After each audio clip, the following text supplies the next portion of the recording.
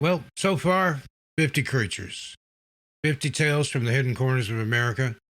After two journeys into the nation's shadows, one might think the well of strange stories would be running dry. But the truth is, just the opposite. We've only begun exploring the edges of the map. Now it's time to venture back into the deep dark. Welcome to our third and hopefully most eclectic expedition into American folklore. This time, we're unearthing the legends that live on the fringe, the historical enigmas recorded in colonial journals, the sacred spirits of indigenous traditions, the viral mysteries of the internet age, and the boogeymen born from single terrifying events. Prepare to meet the ghostly demon cat that haunts the U.S. Capitol, the bizarre decomposed creature that sparked the mystery of the Montauk Monster, and even a homegrown beast from right here on the Massachusetts-Connecticut border, the Glawackus. Join us as we peel back another layer of the strange and unknown. While the Pacific Northwest has its famously reclusive Sasquatch, the dense rolling Appalachian hills of eastern Ohio are said to be home to a far bolder and more formidable cousin, the Grassman.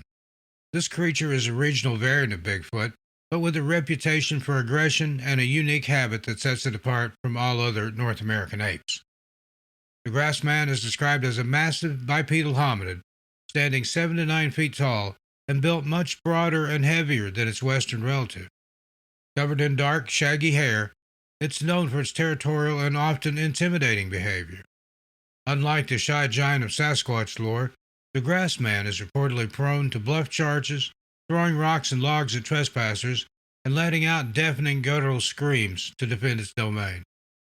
The epicenter of modern sightings is Salt Fork State Park, a sprawling wilderness where countless footprints have been cast and strange howls recorded.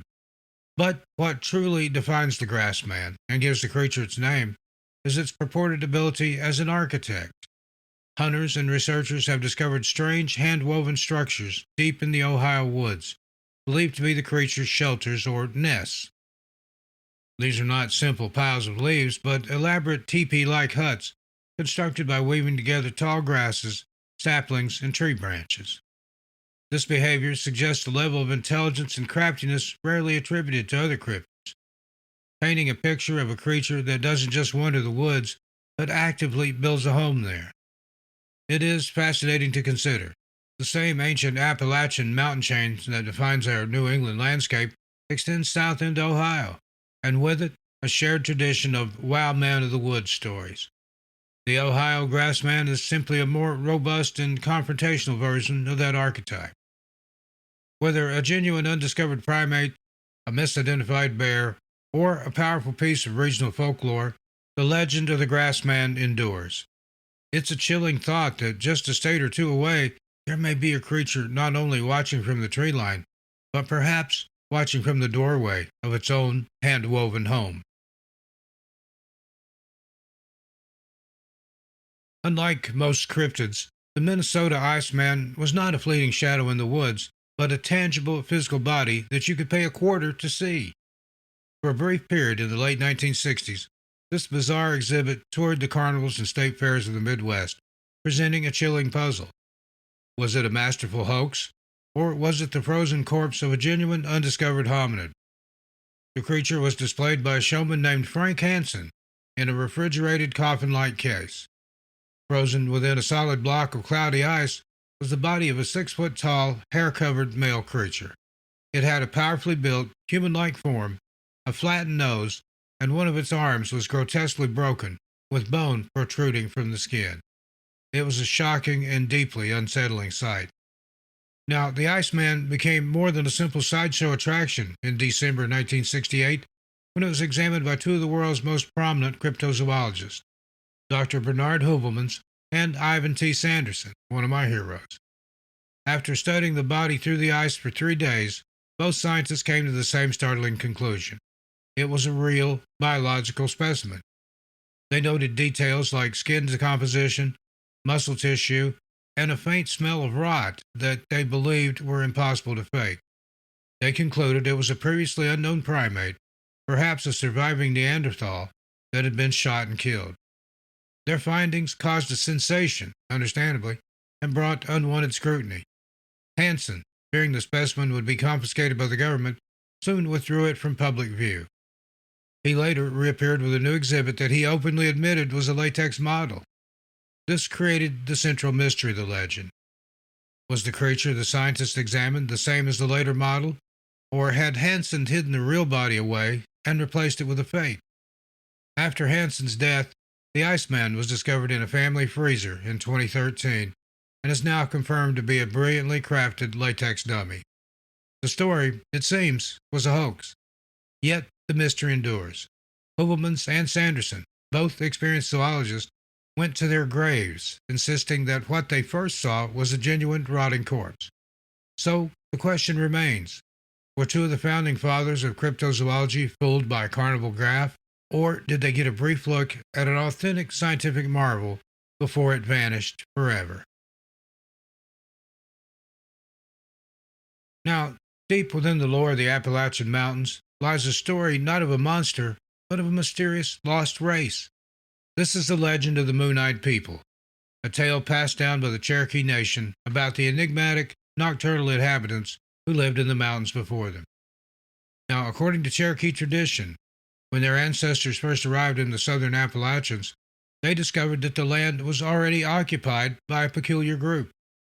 These people were said to be short in stature with pale white skin, but their most defining characteristic was their large, round eyes, which were so sensitive to light that they were nearly blind in the sun. This forced them to live a nocturnal existence, sleeping through the day and emerging only after dusk to hunt and work. They were known as masterful stonemasons, and the Cherokee credited them with building some of the ancient stone walls and structures that still stand today in the mountains of Georgia and North Carolina. The legend also tells of their eventual downfall. As recounted by Cherokee leaders to early colonists, a great war party of Creek invaders from the south pushed into the mountains. Knowing of their enemy's strange weakness, the Creeks planned their attacks for the night of a brilliant full moon. The moonlight, as bright as day, blinded the Moon-Eyed People, rendering them helpless. They were defeated and driven from their homes, fleeing west into the shadows of history. Historians and folklorists alike have long debated the legend's meaning. The most widely accepted theory is that the story is a folk memory, a preserved oral history of the Cherokee displacing a real, earlier Native American culture. Other, more speculative theories suggest the legend could be a memory of a group with a genetic condition like albinism, or even, in a popular but unproven fringe theory, the descendants of a pre-Columbian Welsh expedition. The story of the Moon-Eyed People resonates as a haunting mystery. It speaks to the deep, layered history of the land itself and the stories that are held in the ancient stones. It's a powerful reminder that long before our modern towns were built, other people lived and vanished, leaving behind only whispers of a time when a pale, moon-eyed race ruled the Appalachian night. The folklore of the Choctaw Nation in the Deep South speaks of a creature of a different, more insidious nature. This is the Nalusa Falaya, a primordial spirit of shadow and corruption. Its name translates to the long black being, and it's not a creature one can fight with weapons, but an entity that preys upon the human soul. The Nalusa Falaya is described as a terrifying supernatural being, with a tall, impossibly slender, and emaciated human form. Its skin is shiny and black, and it has small glowing eyes and long pointed ears. Its most unsettling feature, its movement. It does not walk, but rather slides and slithers along the ground like a massive serpent, coiling in the darkest shadows and moving with an unnatural fluidity that paralyzes witnesses with fear. This entity is a hunter of the spirit, not the flesh. It's drawn to individuals who are alone in the deep woods, particularly those harboring fear, doubt, or impure thoughts. The Nalusa Falaya stalks its chosen victim, its presence manifesting as a creeping dread and a suffocating paranoia. To be touched by its body or even its shadow is to be bewitched. The creature is said to eat the shadow of its victim, leaving them to go mad, waste away into a slow demise, or become evil themselves. At its core, the legend of the Nalusa Falaya is a profound cautionary and moral tale. It served as a powerful warning against the physical dangers of wandering alone in the treacherous swamps and forests of the Choctaw homelands. More importantly, it was a metaphor for spiritual purity, a reminder that evil preys on those who are mentally and morally vulnerable. To be strong of heart and clear of mind was the only true defense against the long black being. The story of the Nalusa Falaya offers a chilling glimpse into a different kind of American legend. It's not a beast to be tracked or a mystery to be solved, but a personification of the insidious dread that can creep into the human heart, a reminder that the most terrifying monsters are often the ones that slide into our minds. Now, I want you to think of the lush, volcanic islands of Hawaii. It's there, in the deep forests and hidden valleys, that we find the legend of the Menehune, not a monster to be feared, but a shy and ancient race of master builders. The Menehune are the little people of Hawaiian lore. They're described as being only 2 to 3 feet tall and were known to be incredibly strong and industrious. According to legend, they were master stonemasons and engineers who lived on the islands long before the ancestors of modern Hawaiians arrived. They worked only at night, and their one great rule was that any project they started had to be completed in a single night before sunrise. If they failed, the work would be abandoned forever. Now, the Hawaiian landscape is dotted with exposed evidence of their labor. Ancient works like the Elikoko fish pond on Kauai, a marvel of aquaculture engineering, are attributed not to ordinary men, but to the Menehune, who were said to have built a massive stone wall by passing the rocks hand to hand down a miles-long human chain in the span of one night. Unlike the often malevolent little people of other traditions, the Menehune were generally peaceful, if reclusive. They loved bananas and fish, and ancient Hawaiians would often leave offerings for them. They were said to possess magical arrows that could pierce a person's heart and replace feelings of anger with love. The most prominent anthropological theory suggests the Menehune legend is a folk memory of the real first inhabitants of Hawaii. These original settlers were smaller in stature and were later conquered and culturally absorbed by a larger, stronger wave of Tahitian Polynesians. The newcomers, amazed by the sophisticated stone temples and fish ponds they found, may have created the legend of the magical Menehune to explain the impressive feats of their predecessors. So, the story of the Menehune is a charming reminder that not all American legends are born of fear. They represent the profound mystery of a land's deep history, a tribute to the ingenuity of the people who came first, leaving behind works so masterful they seem to be forged as if by magic. Now, of all the strange creatures said to roam the United States, few are as biologically baffling as the Oklahoma octopus. The legend speaks of a massive freshwater cephalopod, a creature of the deep sea, thriving in the man-made lakes of a landlocked prairie state. A world away from the salty coastlines here in New England, this is a story that defies all scientific logic, which is precisely what makes it so compelling. The so-called killer octopus is said to inhabit several of Oklahoma's large reservoirs, particularly Lake Thunderbird and Lake Tenkiller. It's described as being the size of a horse, with the reddish-brown skin and powerful grasping tentacles of a giant Pacific octopus. This is no gentle giant. The creature is blamed for the region's alarmingly high number of drownings and unexplained disappearances in or near the water. The legend paints a horrifying picture of unsuspecting swimmers being silently grabbed from below and pulled down into the murky depths. The immediate problem with this story, of course, is that octopi are exclusively saltwater animals. Their bodies are finely tuned to the chemistry and pressure of the ocean. They simply cannot survive in fresh water. This scientific impossibility has led most to believe the legend serves a different, more practical purpose. The Oklahoma lakes, where the creature is reported, are large, murky, and notoriously dangerous, with strong currents and a host of underwater hazards like submerged trees from before the valleys were flooded. Tragically, these lakes have claimed many lives over the years. The Oklahoma octopus, then, is likely a folkloric scapegoat. It's a tangible monster created to explain the random, terrifying, and often inexplicable nature of drowning accidents. It's a powerful cautionary tale indeed, a boogeyman invented to give a face to the very real dangers lurking beneath the water's surface and to warn swimmers to be careful. Any underwater entanglement with a tree branch or a sudden current or both could easily feel like the grip of a powerful tentacle. The story of the Oklahoma octopus stands as a perfect example of a modern legend. It's a fascinating case study in how we create monsters to make sense of tragedy. A chilling reminder that sometimes the most terrifying beast is simply a narrative we invent to explain the things we cannot control. Now, while everywhere in the country has its own share of lake monster legends, few have an origin as colorful or as quintessentially American as the Bear Lake Monster of Utah and Idaho. Born from the ambition of a clever pioneer in the days of the Old West, this is a story that's part hoax, part tall tale, and part enduring mystery. The creature is said to inhabit Bear Lake, a massive high altitude body of water famous for its intense, almost unnatural turquoise color.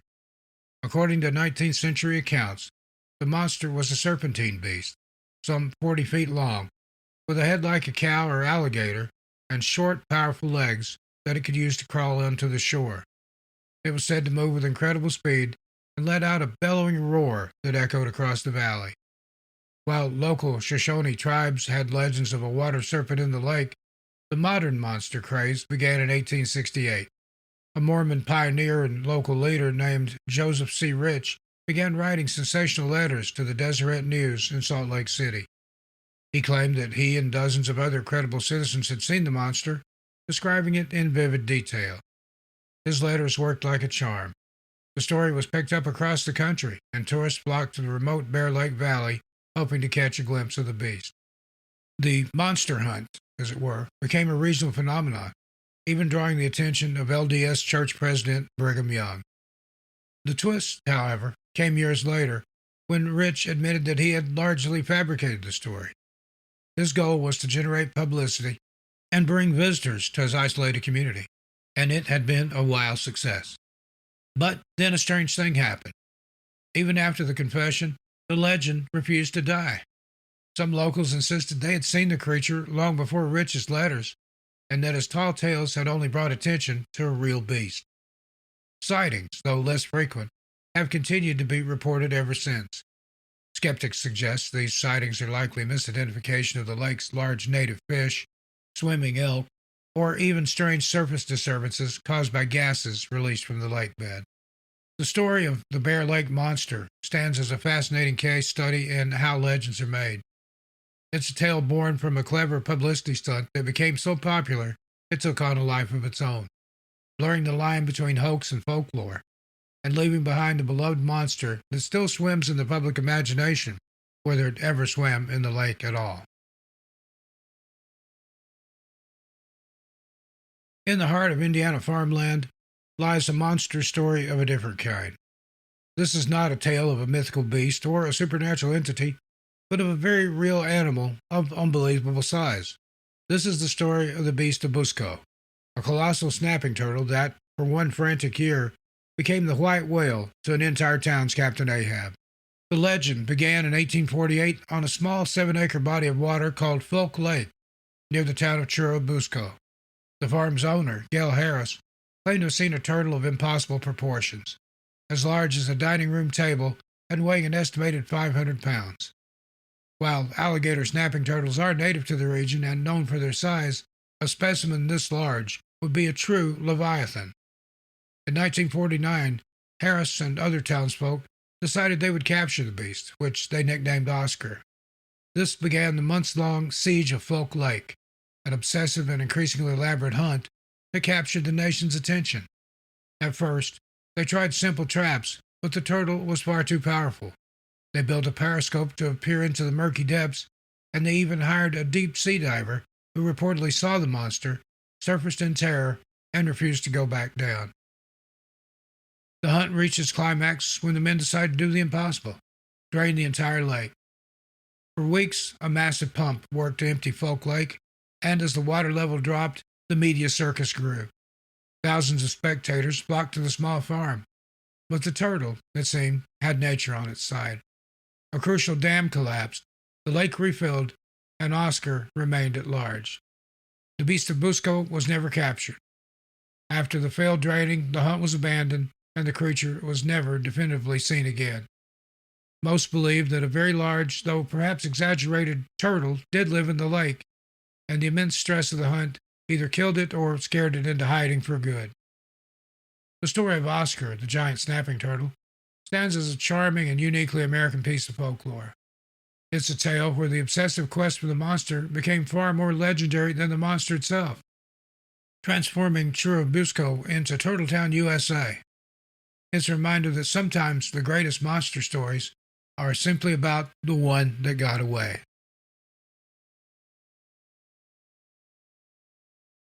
Now, in the summer of 2008, a new kind of monster was born. Not from ancient folklore, but from a single, deeply unsettling photograph. Washed ashore on a beach in Montauk, New York, just a ferry ride away from my corner here in New England, the Montauk Monster became one of the first great cryptid mysteries of the viral internet age. The legend began in July 2008 when a bizarre, unidentifiable animal carcass was discovered on the sand. A photograph was snapped and quickly spread online, sparking a global firestorm of speculation. The creature in the photo was a quadruped, roughly the size of a small dog, with smooth, hairless, pinkish gray skin. But its most disturbing features were its paws, which had long, slender, almost human like fingers, and its head, which featured a hard, bony, beak like protrusion where its upper snout should be. Almost immediately, conspiracy theories began to fly. The beach was located near the Plum Island Animal Disease Center, a high security government research facility. This led many to believe that the Montauk Monster was a rogue experiment, a genetically engineered hybrid that had escaped the lab, died, and washed ashore. Others claimed it was an unknown species, a demon, or even a sea turtle without its shell. However, scientists and zoologists quickly offered a more mundane, if still macabre, explanation. The consensus is that the Montauk Monster was simply the water-decomposed carcass of a common raccoon. The process of bloating and decay, especially in salt water, can have bizarre effects on a carcass. The hair falls out, the skin becomes rubbery, and scavengers often chew away the soft parts of the face, like the nose and upper lip. In a raccoon's skull, this would expose the underlying premaxilla bone, creating the beak seen in the photograph. The long, creepy fingers are also perfectly consistent with a raccoon's paws after the flesh has begun to break down. The body itself conveniently disappeared before any official analysis could be performed, ensuring the mystery would never be definitively solved. The Montauk Monster serves as a perfect case study of a 21st century legend. It's a powerful reminder of how a single, ambiguous image, amplified by the internet, can create a monster that travels the globe in a matter of hours.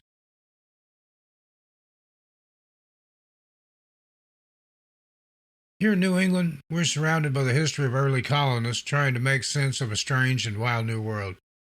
Just a bit further south, in the 17th century colony of New Sweden, another group of European settlers was doing the same, and they documented a creature that has become a fascinating historical puzzle, the eel pig of the Delaware River.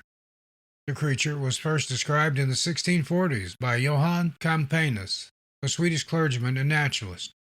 In his journal, he recorded a fearsome beast that the Swedish colonists and the native Lenape people feared. It was a bizarre patchwork animal, described as having a head like a horse, strong, gray in color, with feet like unto a pig and a long tail. This amphibious menace was said to be aggressive, attacking people who ventured too near the water and destroying the colonists' precious fishing nets and dams. For centuries, the identity of the eel pig remained a mystery, a strange footnote in a colonial journal. But what could this horse-headed, pig-footed river beast have been? Unlike a lumberjack's tall tale, this was recorded as a real animal. The most compelling modern explanation, however, points not to a monster, but to a very common American animal seen through the startled eyes of colonists unfamiliar with local wildlife, the North American river otter. When viewed through this lens, the description fits surprisingly well. A river otter is a powerful swimmer, and its sleek, wet head held above the water can look strikingly like a small horse's. Its fur is a grayish-brown. Its webbed feet have distinct toes, which a Swede, familiar with cloven-hoofed pigs, might describe as pig-like. Otters have long, powerful tails, and most importantly, they're notoriously aggressive when defending their territory and are famous for raiding fishing nets. The story of the eel pig is a perfect window into the colonial mindset.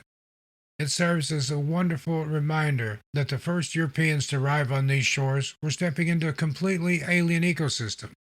Sometimes the monsters they documented were not supernatural beasts, but their best attempt to describe the strange and wonderful native animals of this continent using the only words they knew, creating a legendary cryptid in the process.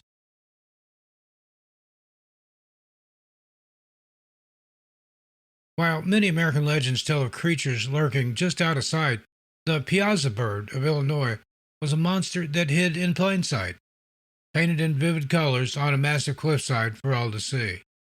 This is not the story of a living cryptid, but of a powerful ancient legend immortalized in a piece of lost Native American art. The first European account of the Piasa bird comes from the journal of French missionary Father Jacques Marquette.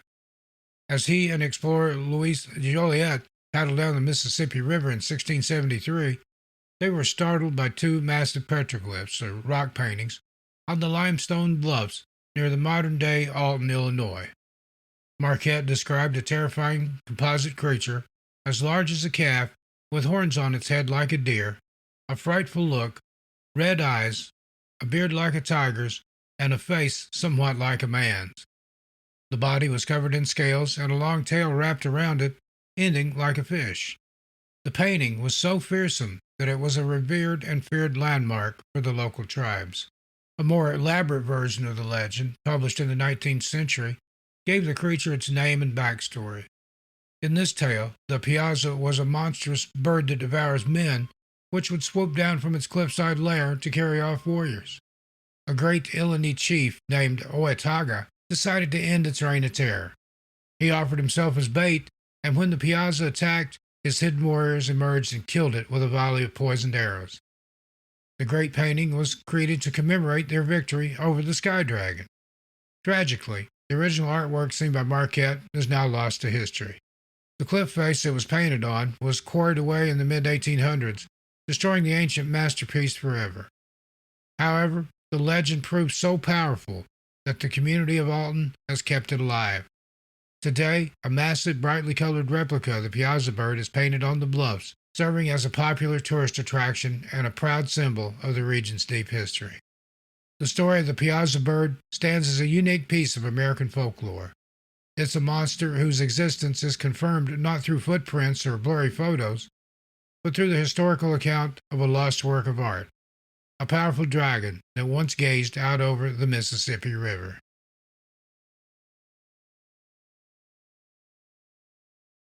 For decades, the story of the Mothman belonged to the dark, rural roads of Point Pleasant, West Virginia. But in 2017, the legend was reborn in a startling new environment, the steel and glass canyons of Chicago, Illinois. For the past several years, hundreds of witnesses have reported encounters with a large winged humanoid with glowing red eyes, creating a modern monster flap known as the Chicago Phantom. The sightings began in the spring of 2017 and have been reported consistently ever since, primarily clustered along the Lake Michigan shoreline and near O'Hare International Airport. The descriptions provided by witnesses are remarkably similar to the classic Mothman. They tell of a 7-foot tall, dark, vaguely human figure with a massive pair of leathery bat-like wings. Its most terrifying and unforgettable feature, however, is its pair of large, intensely glowing red eyes that seem to stare straight through you. Unlike a creature of the deep woods, the Chicago Phantom is a distinctly urban horror. Encounters often involve people seeing the creature perched on a lamppost, soaring between skyscrapers, or flying silently over the runways of one of the world's busiest airports. The juxtaposition of this impossible folkloric being against the mundane backdrop of a modern metropolis is the source of the legend's chilling power. Witnesses often report a feeling of intense, inexplicable dread accompanying their sighting, a classic element of the original Mothman lore. Now, skeptics argue that the phenomenon is a classic case of mass misidentification.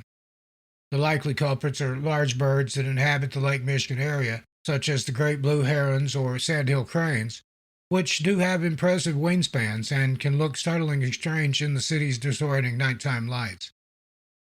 The glowing eyes could simply be the natural retroreflection or eyeshine of an owl caught in a beam of light.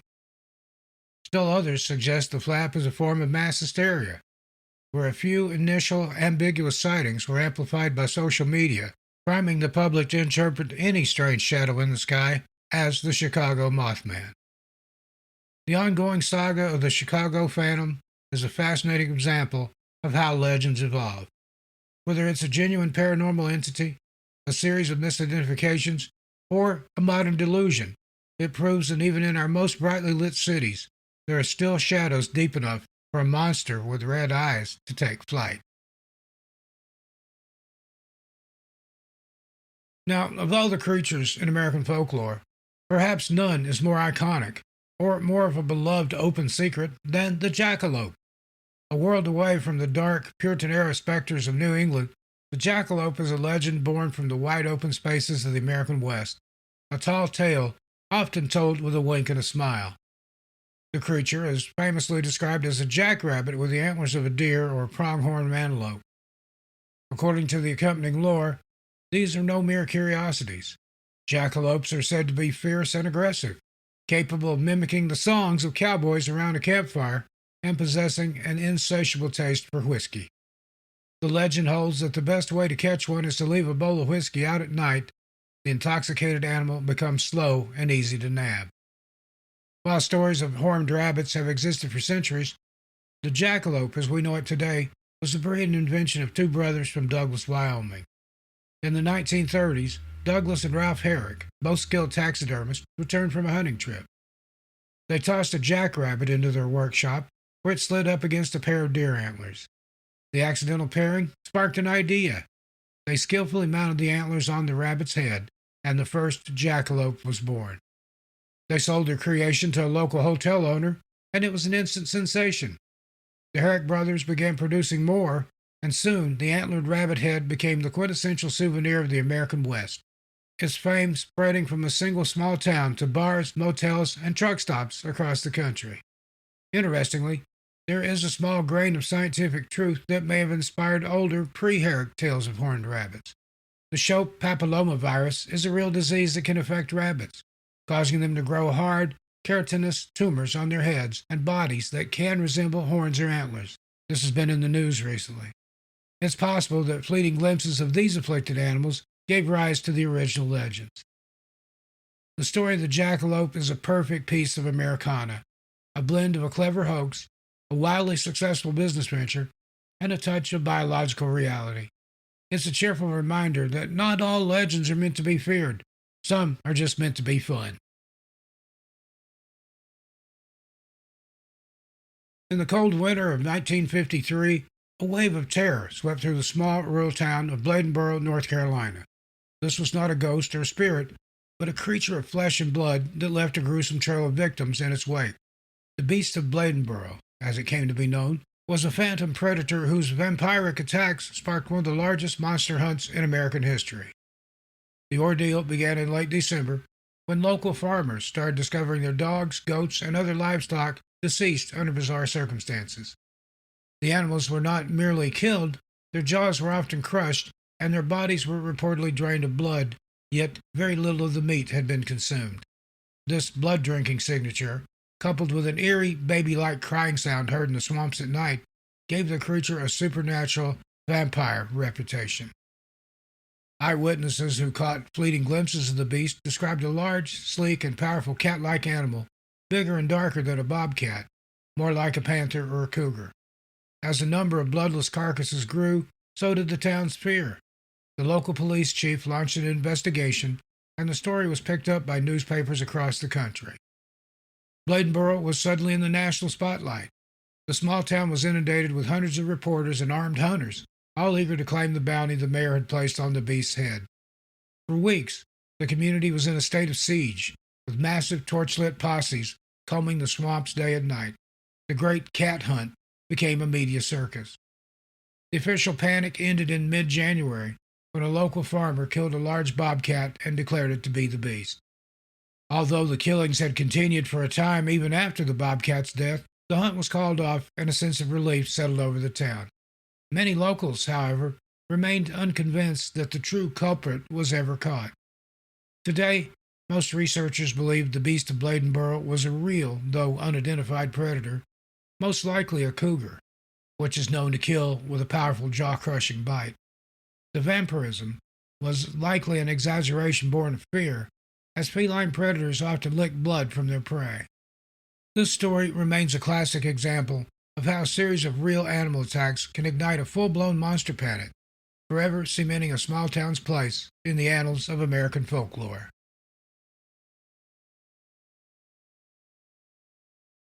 Imagine, on a crisp autumn afternoon, looking out your window and seeing a full-size kangaroo hopping across your lawn before vanishing into the woods, here in America. This absurd scenario is the heart of one of America's most baffling and widespread paranormal and cryptozoological puzzles, the phenomenon of the phantom kangaroo. For over a century, reports have periodically surfaced from the most unlikely of places, the suburbs of Chicago, the farmlands of Wisconsin, even the back roads of Tennessee, where I'm from, of kangaroos, or smaller wallabies, seen hopping through the American landscape. These are not just fleeting glimpses. Some events have become full-blown flaps. The most famous occurred in Chicago in 1974, when, for several weeks, police were inundated with reports of a 5-foot-tall kangaroo bounding through city neighborhoods, even being witnessed by several officers before it ultimately vanished without a trace. The most logical and immediate explanation, of course, is that these are simply escaped animals from zoos or private collections. This undoubtedly accounts for some sightings. However, this theory struggles to explain the sheer number of reports across the country, the creature's ability to survive harsh Midwestern winters, and its uncanny, phantom-like nature. In almost every case, despite extensive searches, the animal is never caught and leaves behind no tracks, droppings, or other physical evidence of its very existence. This is where legends enter the realm of high strangeness. Paranormal researchers propose a more radical theory, that these animals are not escaped pets, but something akin to a glitch in the matrix, if you will. In this view, phantom kangaroos are a temporary bleed-through from another dimension or reality, a brief, inexplicable tear in the fabric of our world that allows a creature from Australia to manifest in Illinois for a few moments before disappearing. This would explain their sudden appearance, lack of evidence, and impossible elusiveness. The phantom kangaroo is a perfect Fortean mystery. It's a quirky but deeply unsettling phenomenon that pits a simple, logical explanation against a bizarre reality that doesn't quite fit. It's a reminder that sometimes the strangest thing you can see isn't a monster at all, but a perfectly normal animal in a completely impossible place.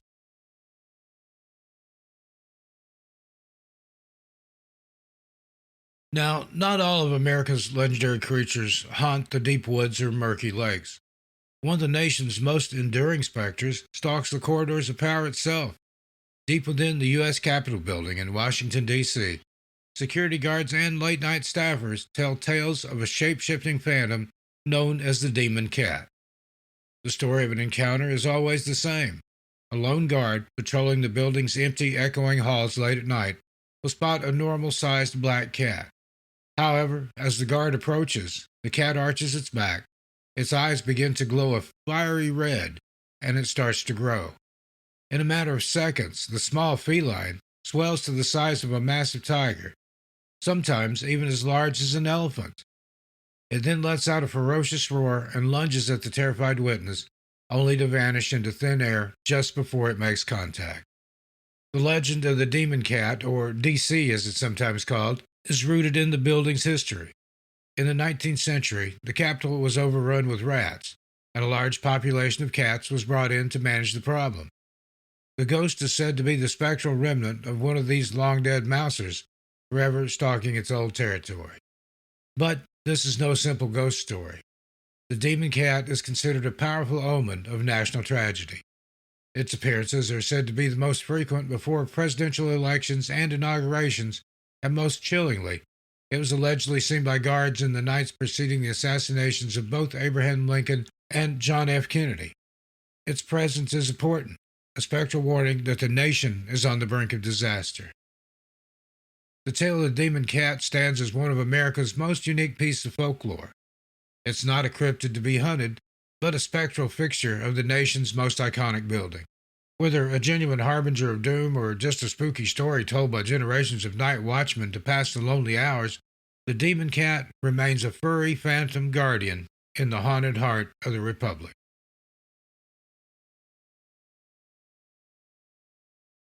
Now, it's fascinating to know that the woods, right here in our corner of New England, have their own unique monster. Just south of me, along the Massachusetts Connecticut border, the winter of 1939 saw the birth of a legend, the Glawackus. The story began in Glastonbury, Connecticut, when reports surfaced of a mysterious creature attacking local livestock. Witnesses described a beast they couldn't identify, a strange hybrid with the face of a cat, the body of a dog, and the size of a small bear. A local man, combining Glastonbury and wacky for the local newspaper, jokingly dubbed it the Glawackus, and the catchy name stuck. The tale of a fearsome monster in the New England woods was an irresistible story during the grim years of the Great Depression. It was picked up by newspapers across the country, and soon a full-blown monster hunt was underway. For weeks, hundreds of armed men from Connecticut and Massachusetts scoured the frozen hills and forests, eager to claim the glory of bagging the Glawackus. The hunt itself became a media sensation, a welcome distraction from the world's troubles. Despite the frenzy, no creature was ever captured, and no conclusive evidence was ever found. So, what was the Glawackus? Most wildlife experts, then and now, agreed that the culprit behind the livestock killings was almost certainly a mountain lion. While cougars were thought to have been extinct in New England for decades, sporadic sightings have always occurred. To a 1930s farmer or hunter, seeing a large, powerful feline that officially shouldn't exist would be a shocking and inexplicable event. Describing it as a strange hybrid of the animals they knew, a cat, a dog, a bear, would be a natural reaction. The Glawackus is a perfect example of a homegrown monster. Its story is a wonderful blend of a genuine wildlife mystery, media hype, and the simple human need for a good story during hard times. It's a reminder that sometimes the most legendary monsters are born when a real but long forgotten predator steps out of the deep woods and back into our own backyard.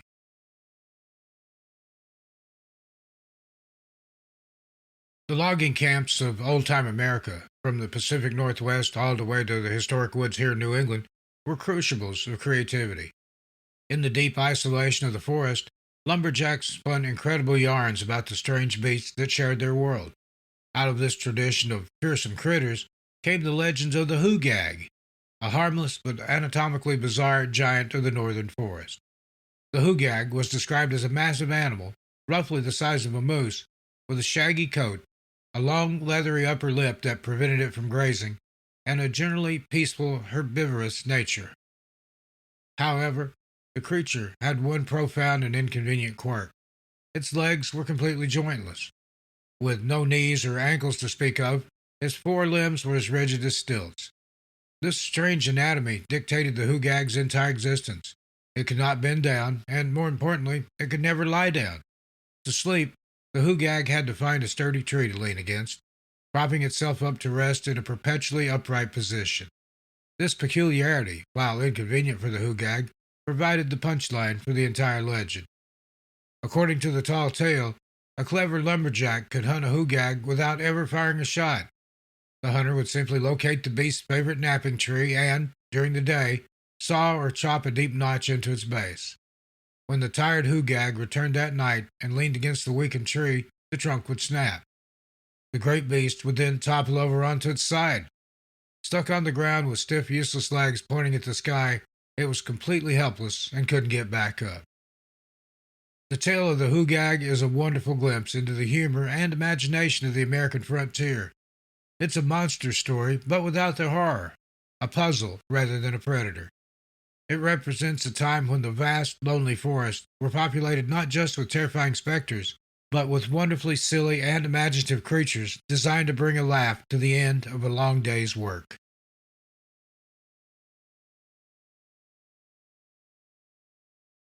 And here's another story from the old logging camps of America, the tradition that's shared from the Pacific Northwest to the woods here in New England. The forest was always alive with stories. For every real danger, the lumberjacks invented a fantastical beast, and none is more perfectly suited to the world of crashing timber than the splinter cat.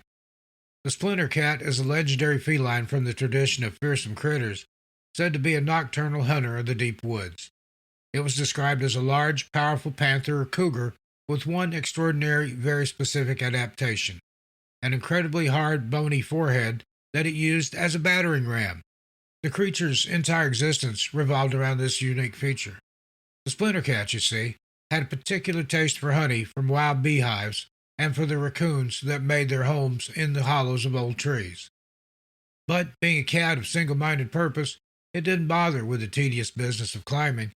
Instead, it would choose its target, back up to get a running start, and then launch itself headfirst at the tree trunk with tremendous force. According to the legend, the impact was so powerful that the tree would instantly shatter into a shower of splinters, hence the creature's name. The dazed raccoons or the contents of the beehive would come tumbling to the ground, providing the splinter cat with an easy, preferred meal. Of course, the splinter cat was a tall tale, a creative fiction spun during long nights in the bunkhouse. Its evidence was a common sight for any woodsman, a tree that had been mysteriously shattered and splintered. The real culprit was almost certainly a lightning strike, but blaming a supernatural head-butting cat provided for a far better story. It was a perfect piece of occupational folklore, a humorous, imaginative explanation for a natural phenomenon invented by men whose entire lives revolved around the felling of trees. The tale of the splinter cat is a wonderful, high-energy glimpse into the mind of the American logger. It's a reminder that the deep woods have always inspired stories, and that for the men who lived and worked among the giants of the forest, even the sound of a falling tree could be the sign of a monster at work. Now, not all the fearsome critters of the American lumberjack that we've been talking about and their lore were fearsome at all. For every terrifying beast, there was a creature of pure whimsy, a story told not to frighten, but to amuse. In the northern woods of Wisconsin and Minnesota, the loggers told tales of one of the most gentle and peculiar of these beasts, the tea kittler. The tea kittler was said to be a small, shy, dog-like animal with short legs and ears shaped like the lid of a kettle. Its two defining characteristics made it a true original of the deep woods. First, as it moved, it would emit a constant whistling sound, sounding exactly like a boiling tea kettle, with puffs of vapor issuing from its mouth. Second, and most famously, the tea kittler only ever walked backward. The reason for this, the loggers would say with a straight face, was that the creature was more interested in seeing where it had been than where it was going. This habit made it exceptionally difficult to track. An unsuspecting newcomer or tenderfoot might find a set of tracks and follow them for miles, only to realize they were moving further away from their quarry with every step. The legend of the tea kittler is a perfect example of folklore created to explain a common yet mysterious natural phenomenon. The quiet of the deep woods, a silence familiar to anyone who has walked the forest anywhere, is often broken by strange sounds. A high-pitched whistle could be the wind passing through a rock crevice, the call of an insect, or steam rising from the damp earth on a cold day. By giving this sound a name and attributing it to a charming, backward-walking creature, the loggers transformed an eerie noise into a friendly yet familiar presence. The tale of the tea kittler is a wonderful glimpse into the playful imagination of the American woodsman. It's a creature born not of fear, but of gentle humor and observation. It serves as a charming reminder that the forest has always been a place of strange sounds, and that sometimes the best way to explain them is not with a monster, but with a small friend.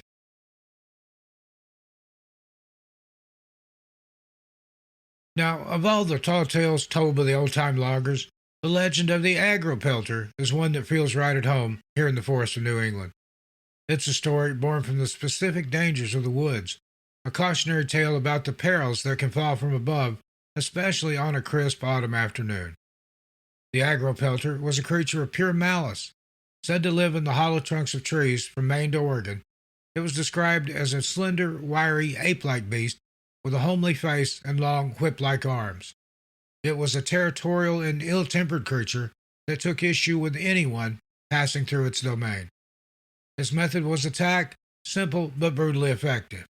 The agripelter would perch unseen on a high branch, waiting for an unsuspecting person, preferably an important-looking timber cruiser or a novice tenderfoot, to walk directly underneath. At the perfect moment, it would snatch a dead branch or a chunk of wood and hurl it down with incredible speed and unerring accuracy at the victim's head. The stories claim the agripelter never missed, often knocking its target unconscious or killing them outright. This legend, while fantastical, served as a vivid and memorable personification of a very real and deadly danger in the logging world, the widowmaker. A widowmaker is a large dead branch that's broken off but still caught high in a treetop, or it can be an entire dead tree leaning against another. These can be dislodged by a gust of wind at any moment, falling silently and with enough force to be fatal. By creating a malicious monster to blame, the lumberjacks transformed a random, terrifying act of nature into a deliberate act of aggression. It was easier and far more entertaining to imagine that a co-worker's death was the work of a spiteful agripelter than it was to accept the constant, invisible threat of falling limbs. The story became a powerful, if humorous, safety warning. Always watch the treetops. So, while you're unlikely to be beamed by a mythical ape, the legend of the agripelter is a potent reminder that the real danger that inspired it still exists in every forest.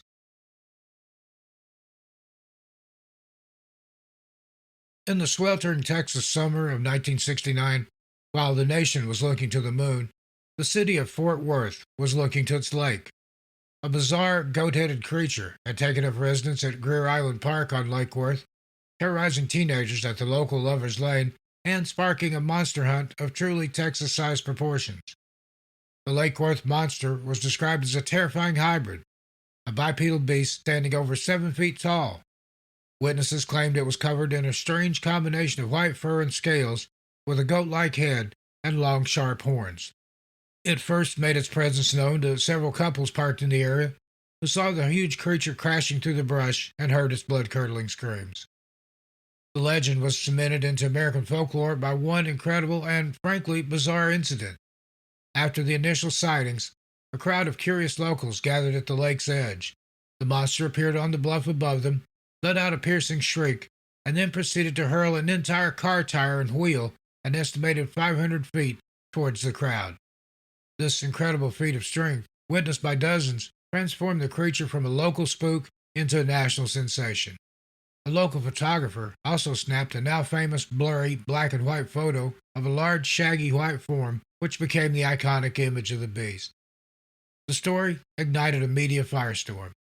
For weeks, the shores of Lake Worth were a chaotic circus, swarming with hundreds of armed hunters, reporters, and thrill-seekers, all hoping to catch a glimpse of the tire-throwing goat man.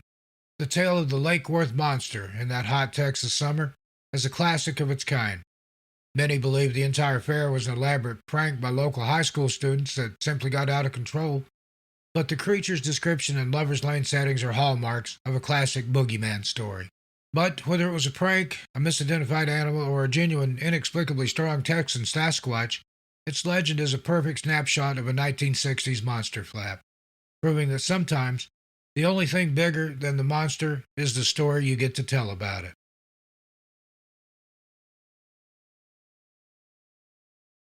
Out west on the vast open plains of North Dakota, the powerful Missouri River inspired a legend of a much different and more terrifying nature. This is the tale of the Mini-Washitu, a water spirit from the folklore of the Mandan and Hidatsa peoples, a creature whose horror lies not in its bite, but in its gaze.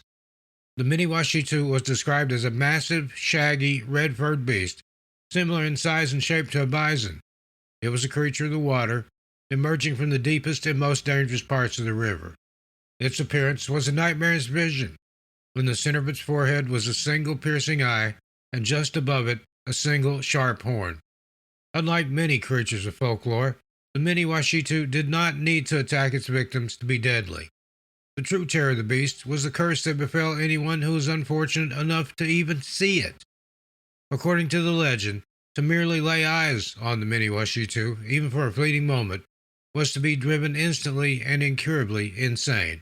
The witness would be lost to a violent madness, shrieking and running wild across the prairie until they perished from exhaustion, exposure, or accident. There was no defense and no cure. A single glance meant a wretched demise.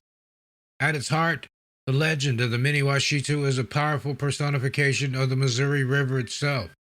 The river was the lifeblood of the Plains tribes, providing sustenance and transport, but it was also a place of immense and unpredictable danger. Flash floods, treacherous currents, and sudden storms that could claim a life in an instant. The Miniwashitu was the embodiment of the river's deadly, inexplicable wrath. The story served as a potent cautionary tale, a sacred warning to respect the water's power and to stay away from its most dangerous stretches. The tale of the Miniwashitu is a profound reminder that in many traditions, the most feared monsters are not the ones that can tear you apart, but the ones that can shatter your mind. A supernatural horror born from the awesome and terrifying power of the American landscape.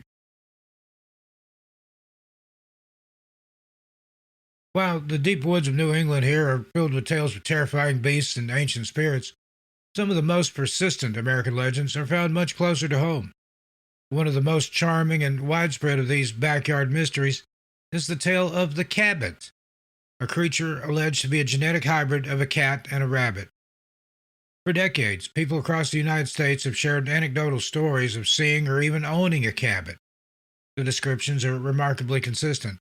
A creature with the face and front half of a domestic cat, but with the long, powerful hind legs and short, fluffy cottontail of a rabbit. Its most defining characteristic, its movement.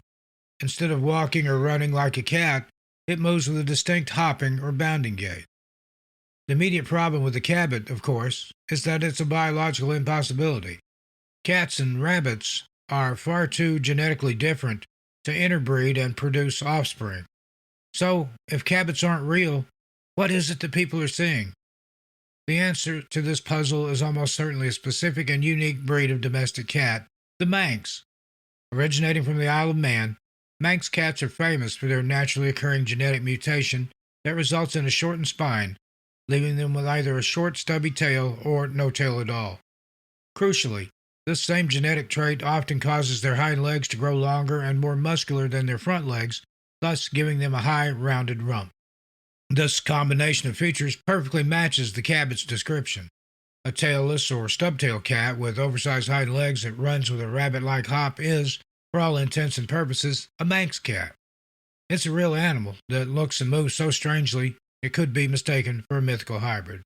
The story of the Cabot is a wonderful example of a local legend with a satisfying solution. It's a gentle mystery born not of fear, but of curiosity about the natural world. It serves as a charming reminder that sometimes the most baffling cryptids aren't monsters at all, but simply a unique and beautiful animal hopping through our own neighborhoods.